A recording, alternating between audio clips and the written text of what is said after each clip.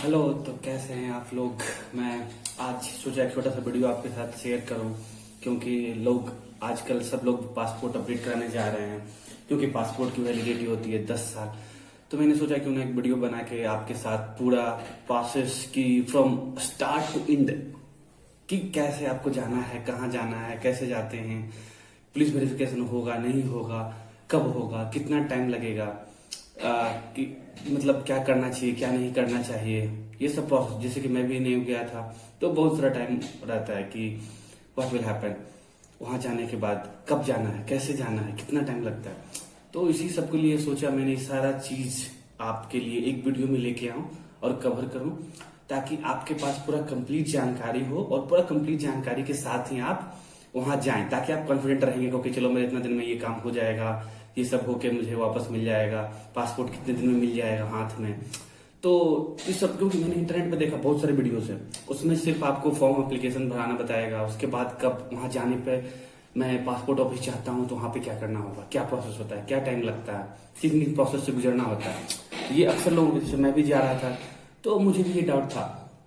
तो मैंने सोचा क्यों ना एक वीडियो बना दूं, ताकि फॉर्म भरने तक ही ये बात सीमित ना रहे, बल्कि पूरा प्रोसेस जो इन्वॉल्व होता है, कैसे कैसे आगे बढ़ता है, ताकि हम लोग पूरा जानकारी हमारे पास रहे। चलिए तो फिर शुरू करते हैं। सबसे पहला फॉर्म आपको पासपोर्ट सेवा केंद्र के वेबसाइट पे जाके वहां पे आपको न्यू यूजर रजिस्टर करना होगा। रजिस्टर नहीं होंगे तो आप न्यू यूजर रजिस्टर कीजिएगा। वहां पे आपसे सारा डिटेल मांगा जाएगा जो किसी भी फॉर्म के लिए मांगा जाता है।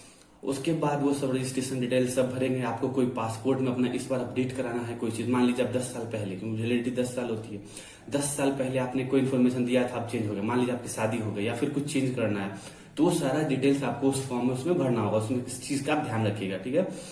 उसका भरने के बाद जब सब डिटेल्स भर दिए तो आप होता क्या है कि आपको जो चार्जेस हो गए उस चार्जेस पे करने पड़ेंगे। चार्जेस पे करने के बाद आपको स्लॉट दिखाई देगा। ऐसे आप सिर्फ फॉर्म सबमिट करने के बाद स्लॉट नहीं दिखेगा, आपको चार्जेस पे करना पड़ेगा, क्योंकि मेरे ख्याल से वो फाइनल स्टेप्स होता है। तो वो स्टेप्स करने के बाद कभी कभी क्या होगा कि आपने पेमेंट कर दिया तो थोड़ा देर से दिखता है। जैसे मेरे केस में थोड़ा सा मतलब 5 मिनट का, ज्यादातर 5 मिनट का देर हुआ था।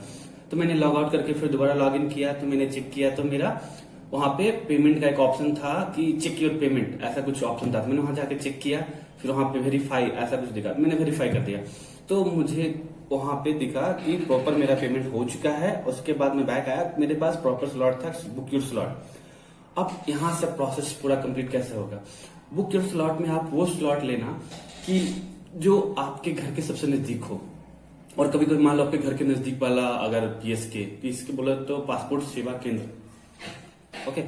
तो अगर नजदीक वाला आपका अगर उस समय अवेलेबल नहीं है और आपको बनाना है तो थोड़ा दूर भी जा सकते हैं किसी डेट पे आगे भी। जैसे कि मेरे घर के पास का पासपोर्ट सेवा केंद्र काफी फुल चल रहा था, तो मैं बैंगलोर का बात बताता हूँ।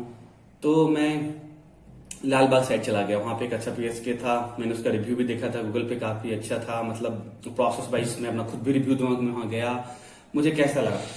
तो बेसिकली उस समय आपको ध्यान रखना है, डेट भी आप ध्यान से रखो कि जिस दिन आपकी छुट्टी हो, छुट्टी मीन्स की पासपोर्ट सेवा केंद्र भी खुला होना चाहिए, कुछ दिन कुछ गवर्नमेंट हॉलीडे नहीं हो या फिर कुछ आप देख लेना वो सब देख के।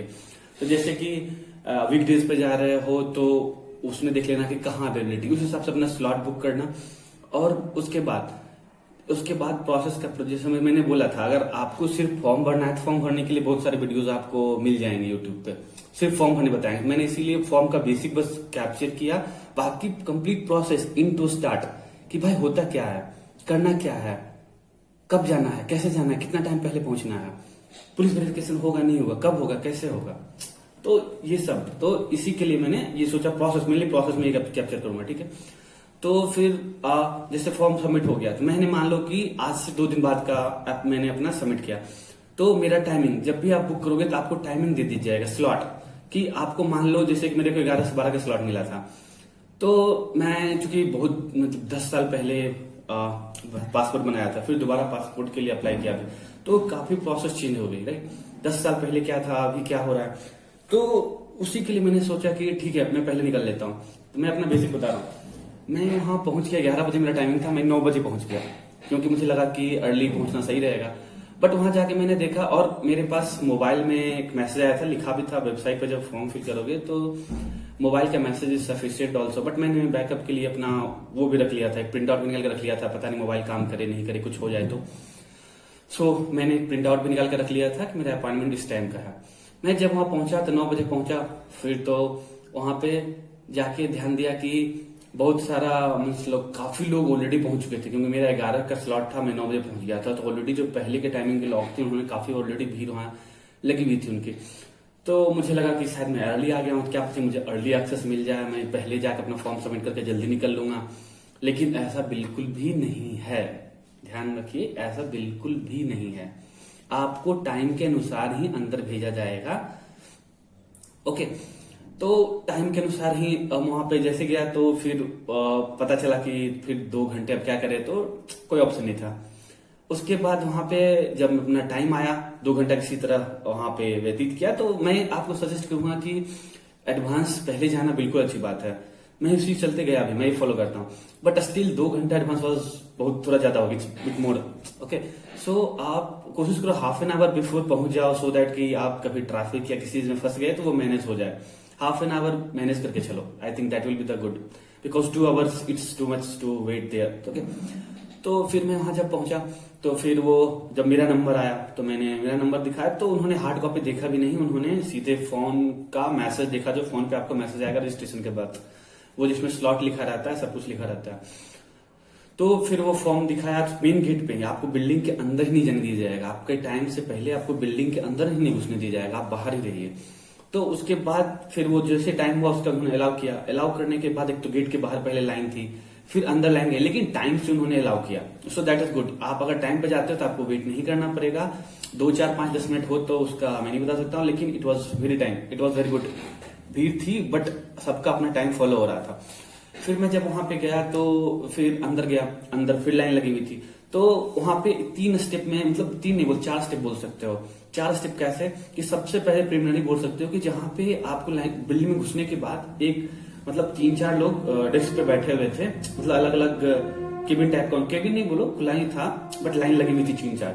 वहां पे जाओगे प्रिलिमिनरी, वो लोग सारा डॉक्यूमेंट आपका वेरीफाई करते हैं कि हाँ आपने किस लिए फॉर्म अप्लाई किया है, पासपोर्ट रिन्यूअल का अप्लाई किया है तो उसका सारा डॉक्यूमेंट। और ध्यान देना, जो तुम फॉर्म अप्लाई करोगे वहां पे जब फाइनल फॉर्म सबमिट करते हो तो जो अपॉइंटमेंट मिलता है उसमें नीचे लिखा रहता है कि आपको ये सब डॉक्यूमेंट लेके आना है, एक जगह रहता है, तो वो डॉक्यूमेंट जरूर लेके जाना, और जो हो सके आपको रिलेवेंट लगता है डॉक्यूमेंट जरूर लेके जाना, क्योंकि जब फॉर्म सबमिट करो उसमें बोल सकता है, उसमें साफ साफ लिखा रहता है हम कोई एक्स्ट्रा डॉक्यूमेंट का भी कर सकते हैं, डिपेंड्स अपॉन द रिक्वायरमेंट, उस समय आपने क्या चीज अप्लाई किया है, तो कुछ तो डॉक्यूमेंट जितना आपके पास रहे वो बेस्ट रहेगा। तो आप जब मान लो वाइफ का नाम अपडेट कर रहे हो, डॉक्यूमेंट आपने सारा डॉक्यूमेंट सब प्रॉपर वहां पे दे दिया, तो वहां पे ये सब वैलिडेट होगा, ठीक है। उसके बाद वही डॉक्यूमेंट चेक करते हैं प्रिलिमिनरी स्टेप। मान लो कि आपने वाइफ का नाम अपडेट किया, और वाइफ का नाम अपडेट करने के केस में आपके पास मैरिज सर्टिफिकेट, सोच रहे हो मैरिज सर्टिफिकेट अगर है तो बेटर, नहीं है तो फिर क्या। अगर मान लो आपके पास मैरिज सर्टिफिकेट है तब तो वो डायरेक्ट साइज उसका कॉपी बोलेंगे आपको सबमिट करने के लिए, क्योंकि आप वाइफ का नाम वहां डाल रहे हो। अगर मान लो वाइफ का आपने अभी तक बनाया नहीं है मैरिज सर्टिफिकेट, तो उस केस में आपको कुछ नहीं करना होगा, एक फॉर्म आता है 50 पैसे का, जो कि 50 पैसा, ओनली 50 पैसे का, जो कि आपको वहीं पे मिल जाएगा, 50 पैसे या 1 रुपीज आई थिंक, ऐसा कुछ है। तो आपको वहीं पे एक पीछे एक काउंटर था जहां पे वो लोग ये 1 रुपया, मतलब 1 रुपया 50 पैसे का मात्र आता है, वो उसको आपको लेना है, उसको फिल करना है, फिल करके उसमें वाइफ का डिटेल भरना होगा। उसमें सिर्फ वाइफ का डिटेल नहीं, बेसिकली पासपोर्ट में क्या अपडेट करवाना चाहते हो वो सारा चीज था, तो मैंने बेसिकली वाइफ का जो था वो मैंने देखा, तो वो आप कर सकते हो। उसके बाद आप वो फॉर्म सबमिट करोगे, उसमें सिग्नेचर आपको लगेगा, और बस वही करके आपको दे देना होगा, वो आपका जो ओरिजिनल फॉर्म होगा उसके साथ अटैच कर दिया जाएगा। उसके बाद मेन स्टेप आता है, वो फिर आपका सारा डॉक्यूमेंट अगर चेक किए कि सब कुछ सही है तभी वहां से आगे बढ़ोगे, वरना वहीं से लौटा देंगे कि आपका डॉक्यूमेंट इनसफिशियंट है, आप आगे जाने लायक नहीं हो। मैंने देखा भी कुछ लोगों को वहां से हटा दिया गया था। तो डॉक्यूमेंट के लिए काफी वो रहना, document suppose to be very proper, मतलब डॉक्यूमेंट में कोई कमी नहीं होनी चाहिए, जो आपने अप्लाई किया है, जिस चीज अप्लाई किया है तो उस पर ध्यान देना।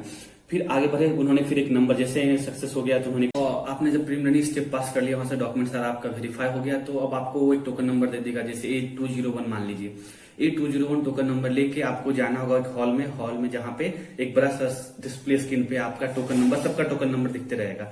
आपको उस डिस्प्ले स्क्रीन पे ध्यान देना है। जैसे कि A201 जैसे आया तो उसके बाद बोलेगा चैम्बर नंबर 12, 10, 2, 3 जो भी बोलेगा उसके अंदर आपको जाना होगा। वहां पे आप जाइएगा तो वहां पे लोग बैठे होंगे, वो आपसे सारा डॉक्यूमेंट आपका लेंगे जो आप लाए हो अभी तक, और उसके बाद वो सारा चीज जो आपने ऑनलाइन अप्लाई किया था उसका प्रिंट आउट लेंगे, आपका फोटो लेंगे, सब कुछ लेके वो एक प्रिंट आउट बना के आपको देंगे।